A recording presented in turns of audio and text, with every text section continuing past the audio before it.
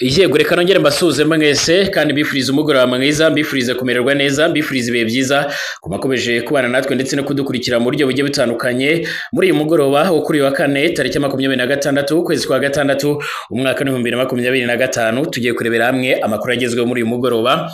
Amakuru rwose akomeje kugenda avugwa, uranyemerera untiza amatwi gatoya ariko hanyuma ubanze unambwire uko werewe ndetse n'uko umerewe mu bice bigiye bitandukanye aho uherereye.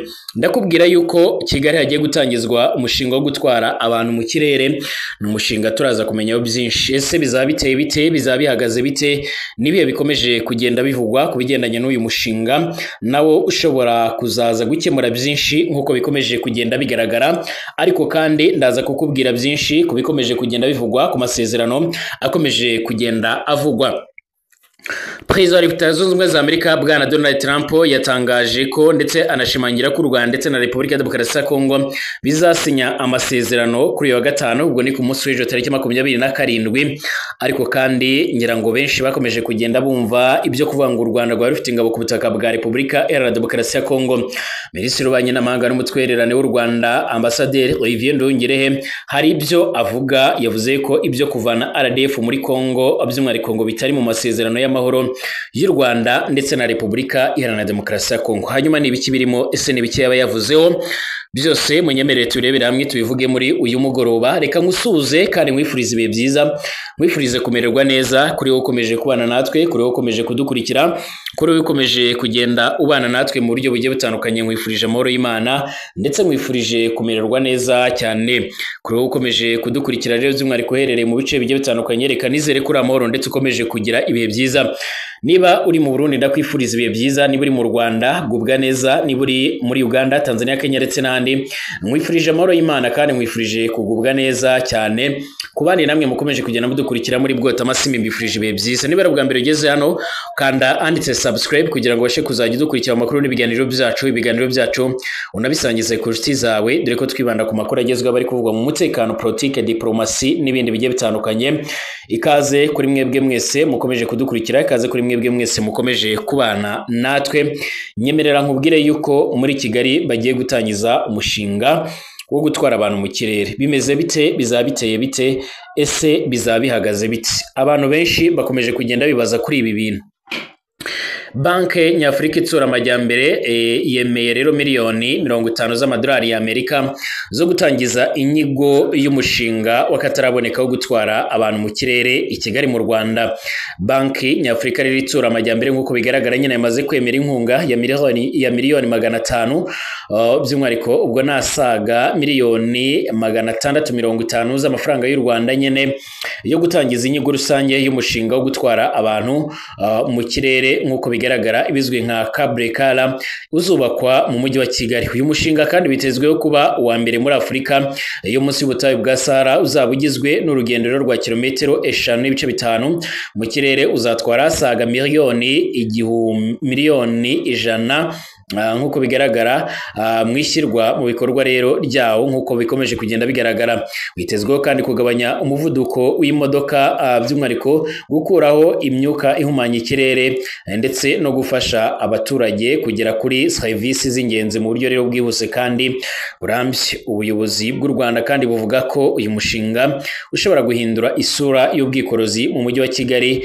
binyuze mu gutanga uburyo rero nyine bugezweho burengera ibidukikije kandi bushobora gukoreshwa n'abantu benshi nk'uko bigaragara. Ngira ngo abantu benshi bakomeje kugenda babona yuko u Rwanda ari kimwe mu bihugu bikomeje kugira iterambere riri ku rwego rwo hejuru, abandi kandi bakanavuga yuko u Rwanda ari byinshi bashobora kurwigiraho, ubwo ndavuga ibihugu byo mu mahanga. Hanyuma rero tugaruke kubikomeje kugenda bivugwa. Leta Zunze Ubumwe za Amerika zimaze iminsi zirahuza u Rwanda ndetse na Repubulika ya Demokarasi ya Kongo, ni muri gahunda zigendanye nyine no kubahuza ndetse no kugabanya umwuka mubi wakomeje kugenda ugaragara hagati y'impande zombi, aho buri ruhande rwashinzaga urundi nyine kugerageza kuvogera ubusugire bw'igihugu cy'ikindi nk'uko bigaragara.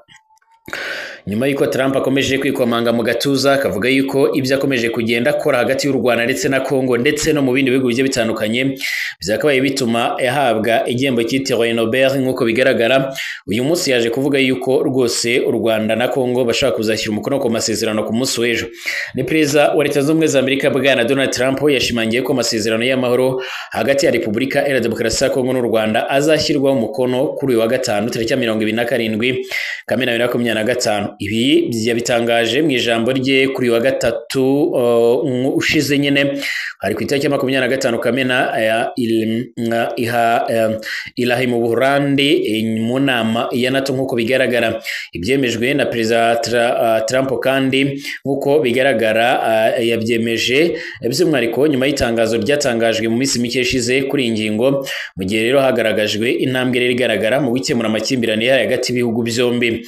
Mbibutse ko kandi ibihugu byombi RDC n'u Rwanda byashyize umukono ku itangazo ry'amateka rero ku itariki 25 Mata ku nkunga ya Minisitiri w'Ububanyi n'Amahanga ya Leta Zunze Ubumwe za Amerika nyine ubwo ni Minisiteri Polito nk'uko bigaragara i Washington DC, aho rero byagaragaje ubushake bukomeje bwa politiki bwo gukemura amakimbirane binyuze mu nzira z'amahoro nk'uko bigaragara.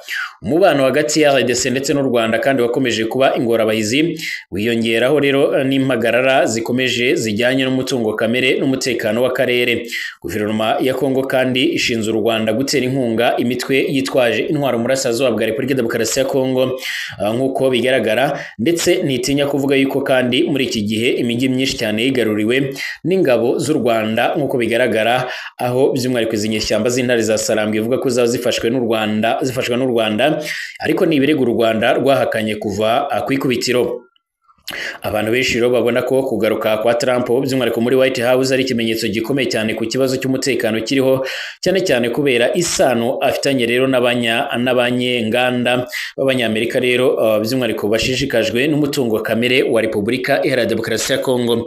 Ariko kandi mu bigendanye n'izi ngingo ndetse n'ibibazo hakomeje kugenda humvikana byinshi mu byakomeje kugenda bivugwa, cyane cyane birimwo ibyagiye bitangazwa, cyane cyane bamwe bagiye bashima ndetse bakanavuga yuko by'umwihariko u Rwanda rwari rufite ingabo ku butaka bwa Repubulika Demokarasi ya Congo. Icyakora umushikiranganji w'imigenderanire n'andi makungu hari icyo abivuga ku ruhande rw'u Rwanda, aricyo abivugaho. Guverinoma y'u Rwanda yabeshyuje amakuru yavugaga yuko mu masezerano ya Repubulika Demokarasi ya Congo arimo rero ingingo isaba u Rwanda guhita ruvana ingabo ku butaka bwa Repubulika Demokarasi ya Congo nk'uko bigaragara. Ejo kwa gatanu tariki 27 Kamena nk'uko nayo mbivuze nibwo u Rwanda ndetse na RDC bizashyira umukono kuri aya masezerano by'umwihariko mu muhango uzabera Washington DC muri Leta Zunze Ubumwe za Amerika.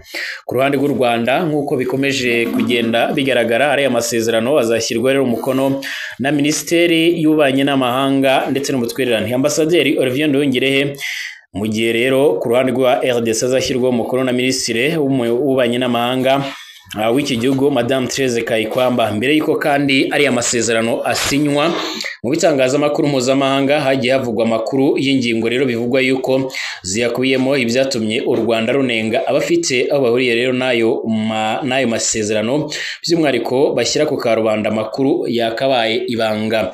Imwe mu ngingo rero yakunze kugaruka cyane ni yuko u Rwanda rwasabwe kuvana bwangu ingabo ku butaka bwa Repubulika Demokarasi ya Congo, ariko u Rwanda ruvuga yuko nta musirikare ruhafite.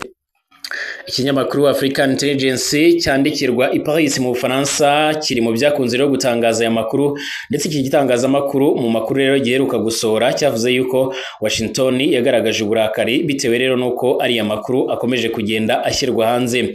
Minisitiri Olivier Nduhungirehe kandi abinyujije ku rubuga rwe rwa X yazitwe Twitter yabeshyuje iki kinyamakuru cya African Intelligence avuga yuko u Rwanda ari rwo rero rwagaragaje by'umwihariko kutishimira kuba ibikubiye mu masezerano yarwo na RDC bikomeje gushyirwa ku karubanda, aho rero kuba Amerika nk'uko bigaragara. Yagize ati birasaba naho African Intelligence nta bimenyetso ifite cyangwa se ubwenge ifite rero by'umwihariko ku biganiro cyangwa se kubikubiye mu nyandiko y'amasezerano. Icyambere Washington siyo rero by'umwihariko yakarakajwe no gushyira ku karubanda ibikubiye muri aya masezerano, ahubwo ni Kigali ari nayo rero yasabye izindi mpande rero kubahiriza kwibi biganiro byagirwa ibanga.